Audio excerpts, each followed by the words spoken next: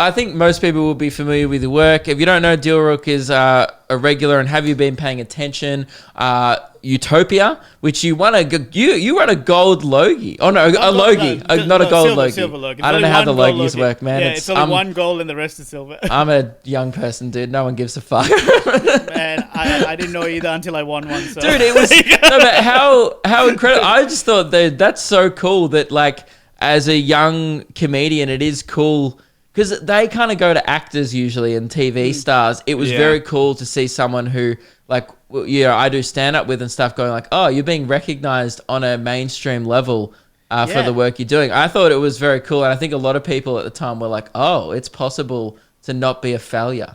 It was incredible. Like, honestly, it was something that went from... Because the way the process works behind the scenes is like, there's about like 30 people up for the category or whatever. And then they narrow it down to 5. And then from there, 5. So it's all voting based. But my category was, which was new talent, popular new talent. And then the final thing is a pure voting thing. And when the votes when the 5 were narrowed down, the sports bet odds for me were like $21 to win. Really? And I was lowest. I was absolute lowest. And for some reason, my mate in Perth he was like, you know what? Fuck it. I'm backing this guy. Put like $500 on me. Oh, he would have won 10 grand. I think it was paying 14 at the time, maybe after a certain Okay. point.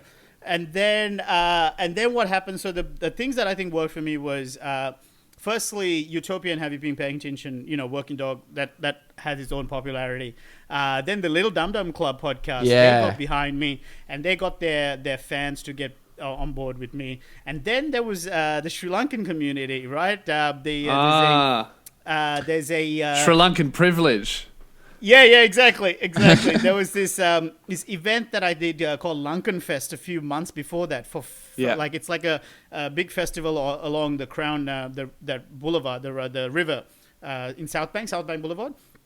And I did it for free. I was like happy to support or whatever. And the bloke who ran that was like, "Oh man, you supported us for free. What can I do for you?" I'm like, "Oh, can you just maybe put it on your Facebook page?" And that Facebook page has like 20,000 subscribers or whatever. So I think those 3 factors definitely helped me. But what was the best part about it was I was sitting on 5,000 Instagram followers. I'll never forget this. 5,000 versus in the same category was Sam Frost from Neighbours, who had 500,000. So I was she was promoting it as well. Like from memory, she was like, "Oh, you vote for me in the Logies or whatever." Yeah. And actually, it's Matty J from The Bachelor. He was sitting next to me, and so we were both up against the same category, up for the same category, and for some reason they plopped us next to each other. And he actually revealed on a radio interview that someone had told him beforehand that early on if you've won, because you start to notice that the cameras come towards you. Yeah. So he starts seeing the cameras come towards our table, and he goes, "Oh fuck, I've won it." And then they go, Dilruk Jayasinha, and he's like, "Fuck, I forgot about this guy." You know what? I think if this proves anything, it's that yes, you're obviously doing great work on TV, but if it proves anything, it proves that no matter what, no one will ever give a fuck about a Bachelor contestant. That's right. Period. Absolutely. Like Matty J, seems like a great guy. Sam He's a Frost, lovely guy. Him and his partner, they were so of course, lovely to it. seems like an awesome guy, but it's not his fault. But there's just no one will ever care. But yeah, it was pretty. It was fucking rad. I was so genuinely one of the happiest memories for me, because I think it was one of those things that I would have never even. You have certain goals for yourself when you start out in a career or whatever. Yeah. That was not even one of them. Like that was so far. Like it's no comedian's goal really to. It's never even in the ballpark of what you think you want to do. It's like win a Logie's not a. No, it's so far removed. Like, it was only, I think, up until that point, it was just me and Rove, I think, were the stand-ups who had won Logies. Everyone else had been nominated and stuff, but it still goes to television people. But I think since then, we've had Tom Gleeson and Luke McGregor as well since then. Yeah. But it is a thing that I would, like, genuinely, like, it was a real balance between...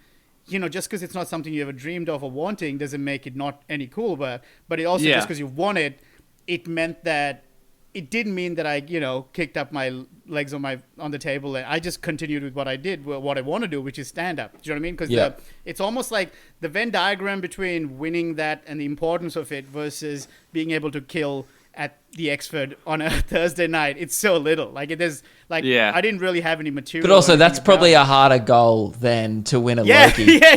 Killing at the Exford on a Thursday. If you don't know, it's notorious gig. It's just notorious for being shit.